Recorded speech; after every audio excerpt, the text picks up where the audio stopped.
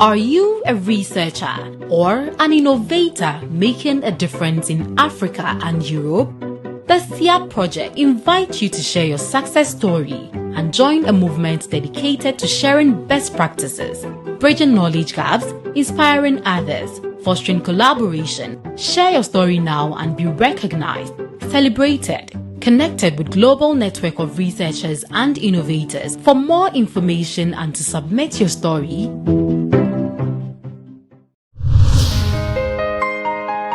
Hey, so this is Dishant from Unica University Common Application. I recommend you to watch AAU television. AAU TV is the place to be for every person in higher education in Africa.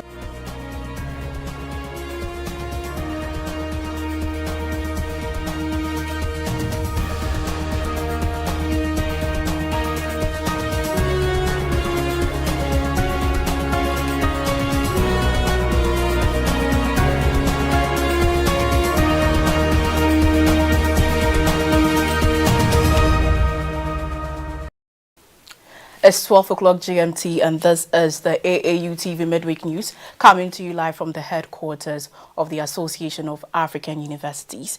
And to our top stories for today. In higher education, Mauritanian student unions oppose ministry's decision on study abroad.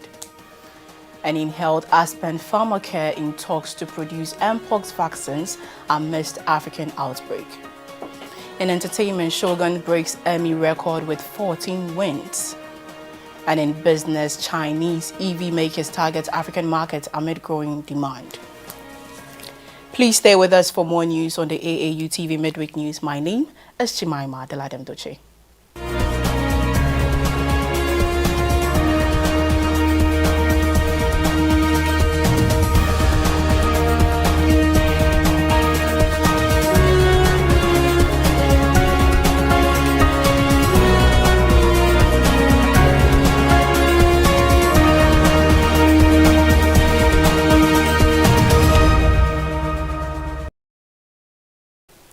Welcome back from the break and to our higher education story. On Wednesday, September 4th, lecturers from public universities across Kenya initiated a strike disrupting academic activities to demand the implementation of the 2017-2021 Collective Bargaining Agreement (CBA).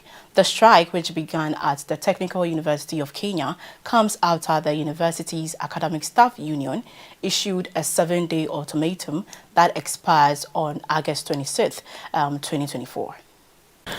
Despite the strike launch, most public universities continued operations without disruptions, raising concerns about the effectiveness and sustainability of industrial actions. Key issues driving the strikes include delayed salary payments, a long overdue salary increase, and the non-remittance of statutory and third-party deductions such as loans and insurance premiums. The lecturers have vowed to remain off their duties until their demands are fully addressed, leaving students, particularly incoming first-year students, in a state of uncertainty about when their academic programs will commence. UASU Secretary General Constantine Wasonga emphasized that the unions represent over 10,000 academic staff members nationwide and declared that the strike will continue until government meet the lecturers' demands. The strike unfolds amid several financial difficulties in Kenya's higher education sector. Public universities face a collective debt of approximately $560 million, coupled with reduced government funding. Although the government, under President William Ruto, announced an increase in budget allocations for higher education, UASU members argue that the effect of these funds have yet to be felt on the ground. The union has also expressed concerns over the new funding model introduced by the government, which allocates resources based on individual students' needs rather than institutional block funding. UASU argues that this model has not been effectively implemented and has left many universities struggling financially. The ongoing strike by universities lecturers raised significant concerns about the sustainability of Kenya's current higher education funding model. As the strike continues, the financial challenges facing public universities, combined with unmet demands, could have far-reaching impacts on Kenya's education system and broader economic development. Still on higher education, in Mauritania are protesting a new decision by the Ministry of Higher Education and Scientific Research that restricts study abroad scholarships to only master's and doctoral students, excluding those who have just completed their baccalaureate. The decision has sparked significant backlash from students' bodies who argue that it unfairly limits opportunities for deserving students. Both the General Union of Mauritanian Students UGEM and the National Union of Mauritanian Students UNEM have publicly rejected the ministry's decision. They have called on the ministry to reverse its stance, arguing that it sends a negative message about valuing academic excellence and disproportionately impacts students from vulnerable backgrounds. UGEM Secretary General Al-Tuhami Sayed Mohammed expressed concerns over the lack of clarity behind the ministry's decision and criticized the absence of consultation with student unions. In a statement issued on August 28, UGEM emphasized that scholarships for studying abroad are a vital motivator for students, particularly those pursuing specializations unavailable in Mauritania's higher education institutions. The student unions also highlighted the strain on the national higher education system, which they argue is unprepared to accommodate the surge in successful baccalaureate students. They pointed to a shortage of teaching staff, inadequate administrative support, and insufficient university services, including food and transportation, as significant challenges. UNEM echoed UGEM's concerns, stressing that the decision would disproportionately affect students from vulnerable backgrounds for whom academic excellence is the only route to higher education opportunities. UNEM called for a broad consultation process to support Mauritanian students' rights and ensure equitable access to advanced education. The Ministry of Higher Education defended its decision, citing the need to strengthen the independence of the national higher education system and improve the quality of education within Mauritania. However, student unions remain unconvinced, arguing that the decision was premature and fails to consider the realities of the current educational infrastructure. The unions continue to push for a reversal, insisting that the decision could have long-term negative consequences on students' futures. In health, Aspen Pharmacare, a leading African pharmaceutical company, is in discussions with the various partners to produce mpox vaccines at its manufacturing site. Chief Executive Officer Stephen Saad expressed confidence in the company's capability to produce the vaccines as Africa faces increasing pressure to control the spread of the potentially lethal infection. The outbreak of monkeypox, which has led to over 22,800 cases and 622 deaths across 13 African countries this year, has prompted urgent action. The World Health Organization, WHO, declared a global health emergency in mid-August as the virus spread from the Democratic Republic of Congo to neighboring nations. CEO of Aspen Pharmacare, Stephen Saad, emphasized that the company has both the capacity and expertise to manufacture mpox vaccines, but highlighted two crucial preconditions to avoid a repeat of the underutilization experienced during COVID-19 vaccine production.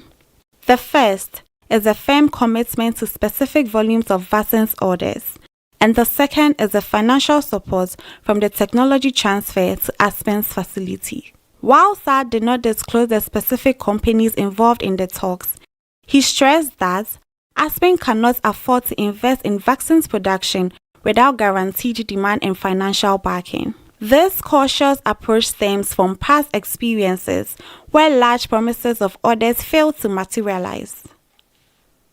Mpox, typically transmitted through close contacts, often presents flu-like symptoms and pus-filled lesions on the body. While the infection is usually mild, It can be fatal in some cases, raising concerns across Africa as the outbreak continues to spread. As Aspen Pharmacare negotiates the term for Mpox vaccines production, the outcome of these discussions could be crucial in the continent's battle against the outbreak. With the right support, Aspen could play a key role in delivering much-needed vaccines to Africa, helping to curb the spread of the virus and prevent future fatalities. Stick with us for Discovery News after the break. Explore a whole new world of exciting visuals with AAU TV. Get ready for a mix of interesting talk shows, interviews, discovery documentaries, and news on AAU TV. It's not just about watching TV, it's about experiencing something special. AAU TV reaches over 25 countries in Africa, bringing you a blend of knowledge and fun. Learn about different cultures as you enjoy the shows. If you have events or want to showcase your business, we've got you covered. Watch AAU TV free-to-air channel on satellite. Connect with us on Facebook, Instagram, and X, formerly known as Twitter, at AAU TV. Reach out on call or WhatsApp us at +233 26 629 6601 or +233 20 399 5210. AAU TV, the voice of higher education in Africa.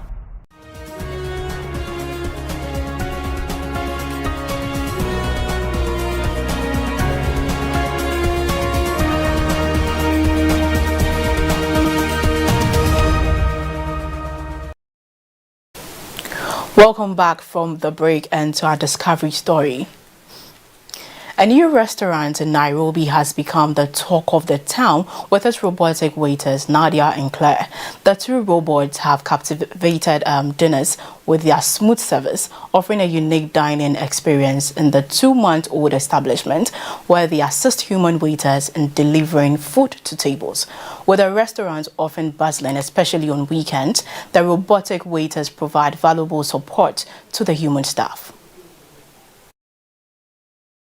Customers place their orders online via QR codes, and when the food is ready, a bell alerts a human waiter to place it on the robot's tray. The robots then deliver the food to the table based on commands input through an iPad. After their shifts, the robots are recharged overnight and controlled from a central command center. While robotic waiters are common in countries like China and Japan, this is a first for East Africa. The robots have been met with enthusiasm, though there are concerns about job displacements. Restaurant manager John Kariuki clarifies that the robots are used for entertainment rather than replacing human staff who remain essential for comprehensive services. Consultant Edith Ojwang adds that the diverse nature of the hospitality industry means both robotic and human service will coexist, mitigating fears of job loss. Despite the excitement surrounding the robotic waiters, concerns have been raised about potential job displacements in Kenya's hospitality sector. Manager John Kariuki addresses these worries, emphasizing that the robots are primarily for entertainment and cannot replace the human touch necessary for full restaurant services. As the robot cafe gains popularity, hospitality industry consultant Edith Ojwang offers reassurance, noting that the industry is diverse. While some customers may enjoy robotic service, others will continue to seek the warmth and personal connection provided by human waitstaff. Therefore, the rise of robots in restaurants may complement rather than replace human labor in Kenya.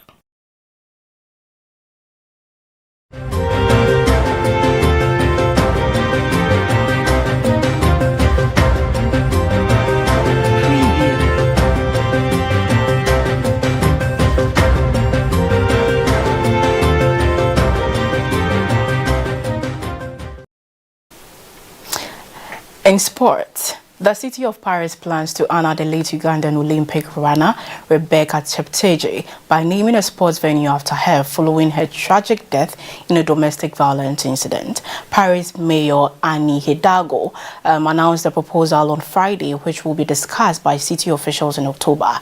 The move comes just weeks after Cheptegei competed in the Paris Olympics, where she finished 44th in the women's marathon.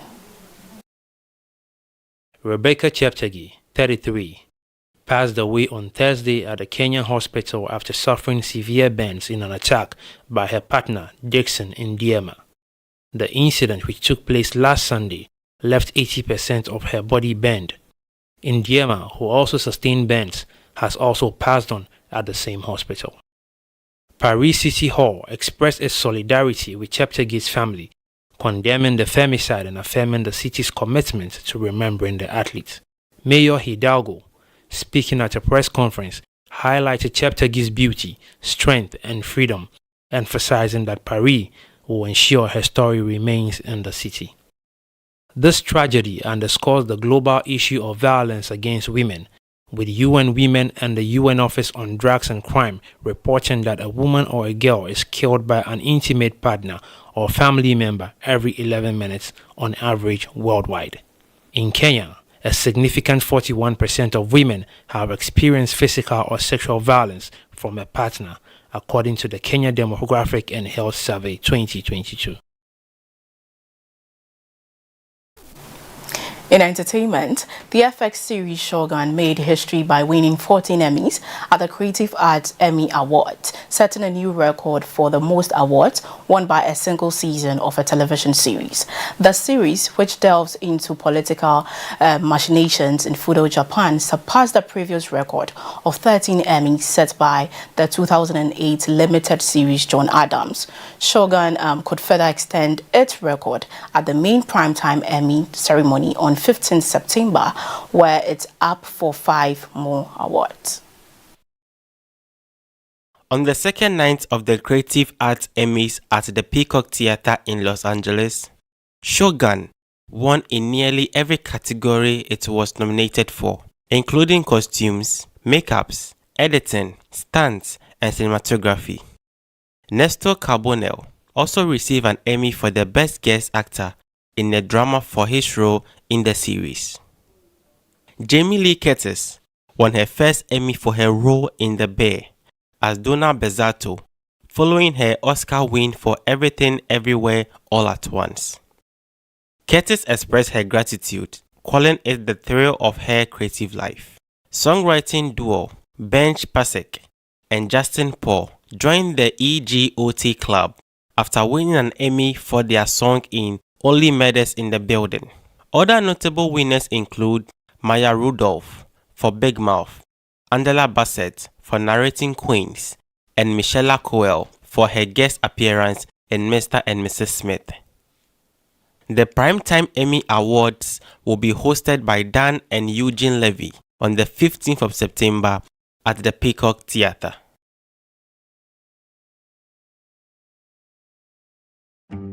Are you a researcher or an innovator making a difference in Africa and Europe? The SIA project invites you to share your success story and join a movement dedicated to sharing best practices, bridging knowledge gaps, inspiring others, fostering collaboration. Share your story now and be recognized, celebrated, connected with global network of researchers and innovators. For more information and to submit your story,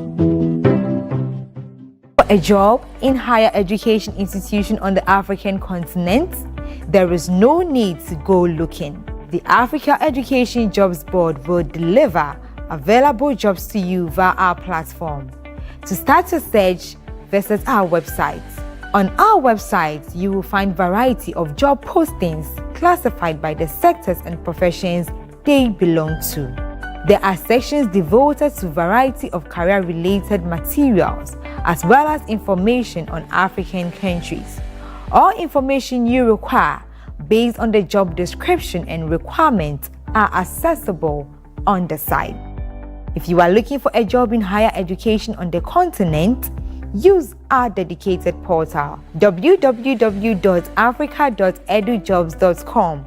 For job market updates, you can follow us on Twitter and Instagram at AF Jobs Board.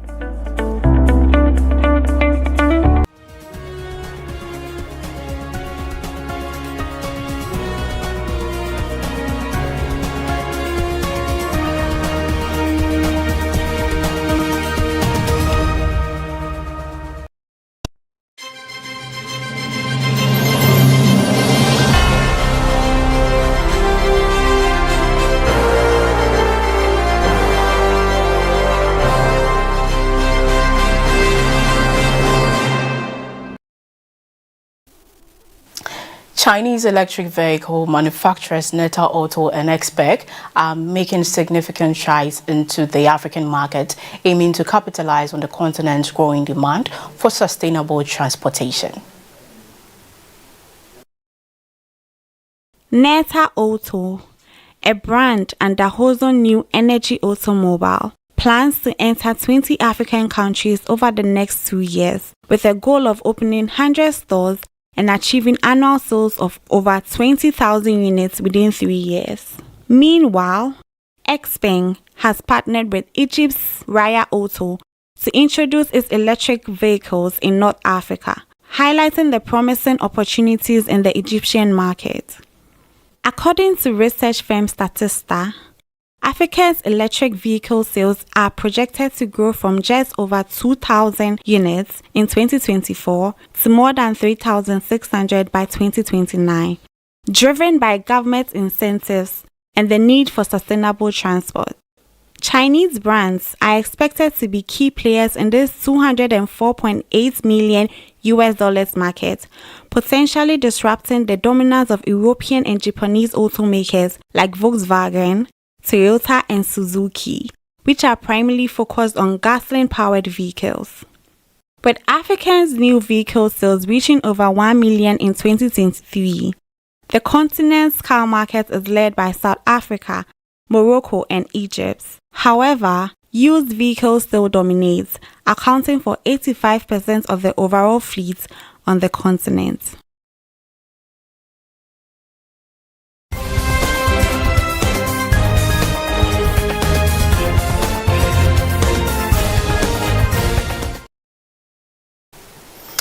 A 16-year-old girl was killed in a Russian artillery attack on the Nikopol in Ukraine's Dnipropetrovsk region. The attack also injured a 79-year-old man, a 74-year-old man, and a 66-year-old woman. Governor Serhiy Lysak shared images of the destruction on Telegram, highlighting the severity of the strike. Nikopol's location near the Russian-occupied Ennahda and Zaporizhia's nuclear plant makes it a frequent target. In the past 24 hours, Russians' attacks across Ukraine have killed at least 7 people and injured dozens. Strikes were reported in Donetsk, Kharkiv, Chernihiv, Mykolaiv, and Sumy, where 2 civilians were killed. Ukraine claimed to have intercepted 6 out of 8 Russian drones and 2 cruise missiles overnight. Meanwhile, Russians have released footages of airstrikes of Ukrainian military targets in Kursk region. China's defense minister announced joint naval and air exercises with Russia, starting this month in the Sea of Japan and in the Sea of Okhotsk. The Northern United 2024 drills aim to enhance strategic cooperations and address security threats. The 2 countries will also conduct a joint operation in the Pacific as part of Russia's Great Oceans 24 exercise. So that is all for the midweek news on AAU TV, and we'll take a quick look at our top stories. In higher education, Mauritanian Student Union opposed ministry's decision on study abroad. In health, Aspen Pharmacare in talks to produce Mpox vaccines amidst African outbreak. And Shogun breaks Emmy records with 14 wins. And in business, Chinese EV makers target African markets amid growth.